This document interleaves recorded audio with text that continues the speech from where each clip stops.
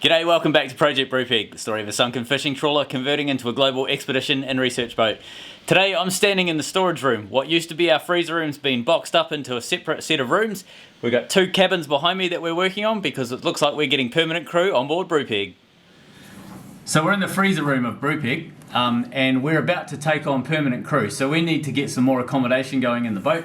What the plan is, where we are right now, this is the second bedroom that we're creating in the freezer room. So you'll remember a while back we split the room down the centre with a wall, and that was so that we can get our control cables for the engine running from the bridge all the way down to the engine room. Now we're basically building some walls and building accommodation, and we need to get this done quickly because we've got a lot more work on the stabilisers to do. But what the plan is today, this morning actually, is to build this wall behind me. We've got a little bit more work. I did some work in the week to get it to where it is now. Got a little bit more work to get it finished. We're going to start lining it shortly. It's a bit chaotic in here at the moment. We've got stuff everywhere. That wall you can see down there is the wall right down the centre line of the room. We've got the walls and everything that we've put in previously, and we've got stuff stacked up everywhere because we need some space, so we've piled it into the corner. We had to clear out this corner over here.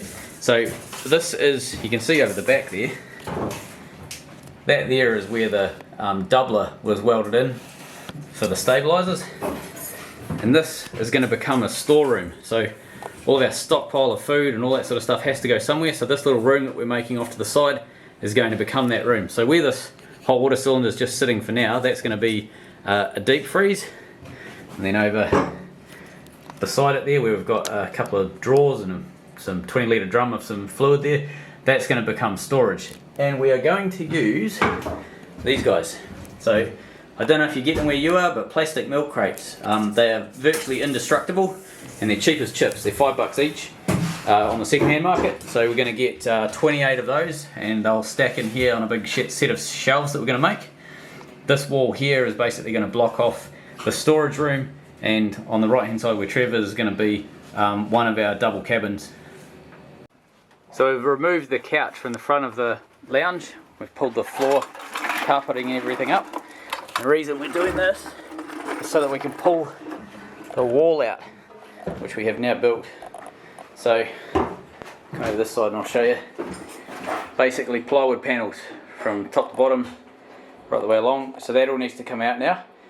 We'll give the whole thing a good sand over. There's a join that runs right down the centre along there. And what my plan is basically give that a good sand up, get it all nice and smooth. We'll epoxy the whole thing. It comes apart at this joint up here, and then it's held, it's a bit hard to see at the moment, but it's held over in the wall on that side, and then down on the bottom here it's held in the corner, and then right down on the floor on this side. Over in the dark, you can sort of see the framework that we've built, and it's all been basically glued together. Glued, screwed and nailed, so it's pretty robust and it'll be pretty stiff. But this is our hatch.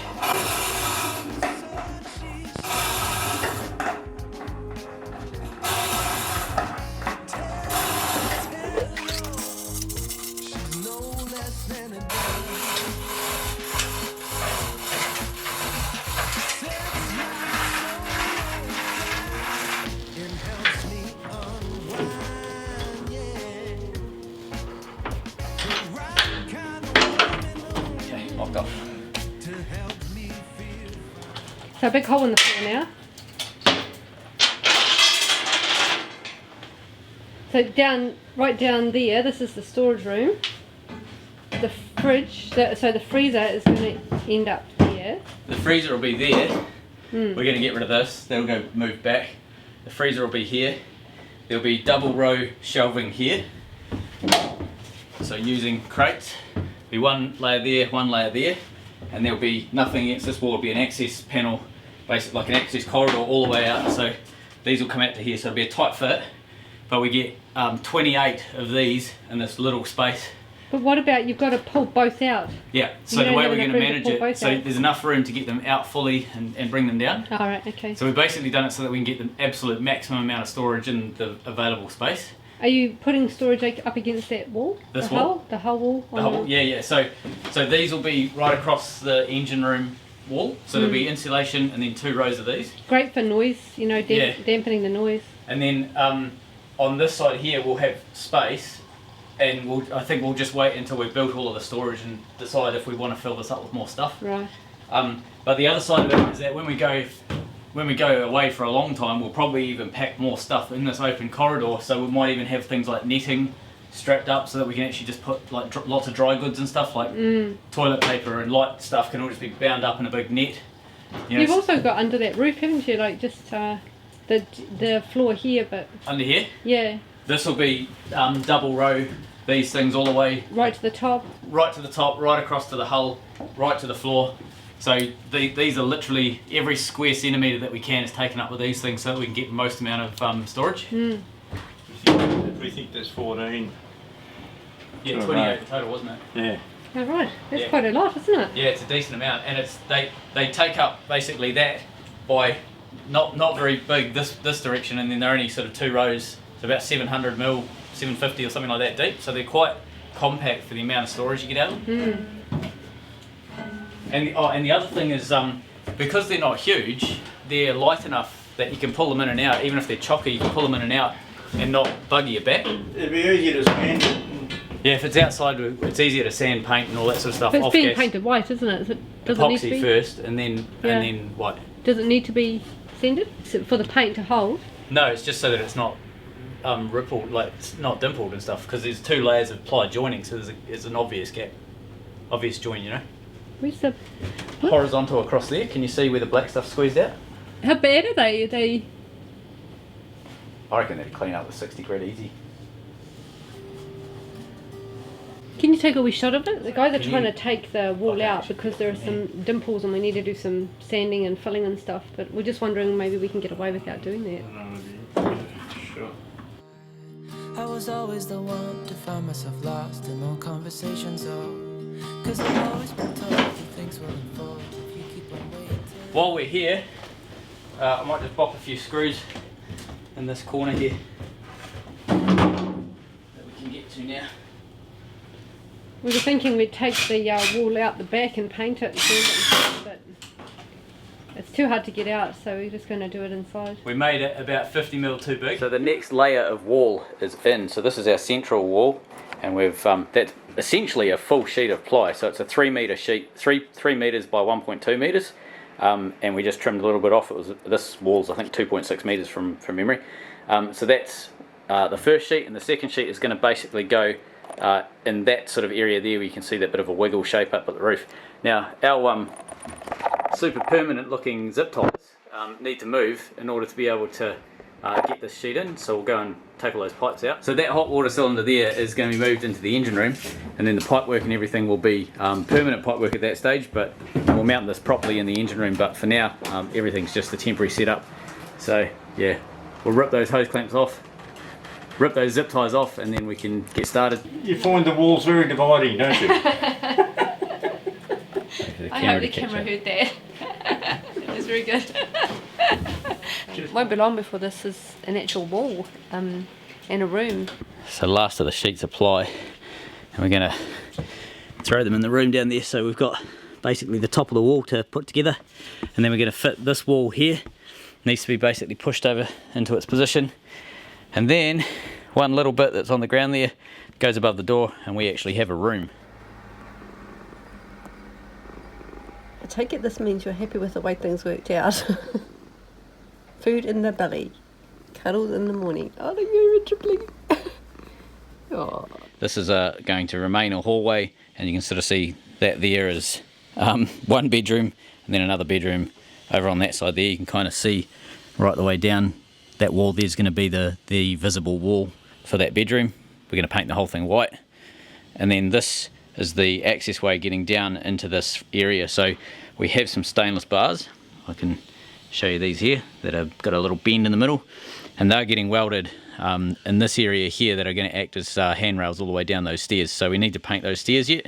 That's something that Richard and I built. God, that would have been 2 years ago maybe, something like that. God, time flies. Have you explained why this is all happening right now? No, do you want to? Very exciting. Yeah, we're doing interviews at the moment. We're at the second interview stage for some crew members. So we've got to get the bedrooms done and comfy for them, you know. And the stairs, we need them safe, so Dane's putting the railings on the side. And the freezer. That's the freezer, so not a fridge, that's a freezer. See, the cat is back. She went on a little bit of a walkie-walkie. Cat one. Cat one. Come in. Cat one. Poppy. She's just had twice the normal amount of food she has in the morning. I think she's completely zonked out with a happy tummy. She's not responding. Anyway, the freezer, just there, that is going to go where that hot water cylinder is. So it's gonna, you can access it from, just walk down the stairs and access it from the other side. So, and then of course, Dan will have explained this is all storage in here, it's a little storage room. So we'll get on to it. This morning's job then is to climb down in the freezer room and get that wood epoxied. So we want to basically seal up both sides of the wood. So I'll be coating this side of that wall this morning, and I'll be using a brush so I can get right into all of the nooks and crannies and that sort of thing and fully seal it, just so that we can stop any water getting in there. And then once that's done and dusted, we're going to be putting hard top ultra on all of the internal walls and everything, so it'll be quite a bright colour down there, like it'll be an off-white, something like that. There's not a lot of light down there, so that actually really helps with the camera work, having the white walls rather than a darker colour. Behind the wall that Dame's painting, you can see a whole lot of supplies. That's one of the side projects that we have to deal with, and that is getting enough in for the first few trips. That's 2 years collecting.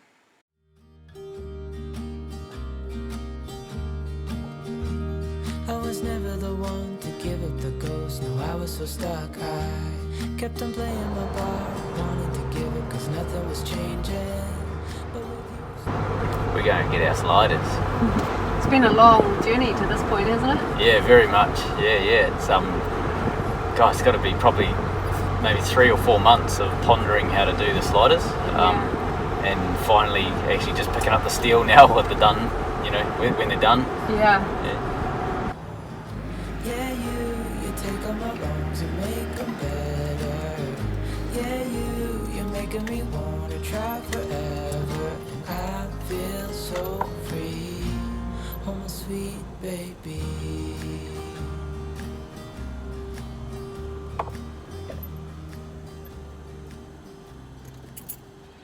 So we've just come back from town, collected the last of the sliders.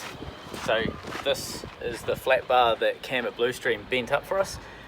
We got there and I insisted on paying for it, and he insisted on giving it to us for free, so he's bloody awesome like that. Thanks, Cam. Yeah. So the plan is we'll get these tacked up together into the shape that we need, and that'll allow us to start fitting all of the deck hardware on. Now that we've got this sort of resolved as a variable, we'll know our measurements and everything, and we can start fitting all of the bolting hardware to the deck. So first step is we'll get this all welded together, and then we'll get onto those bolting plates.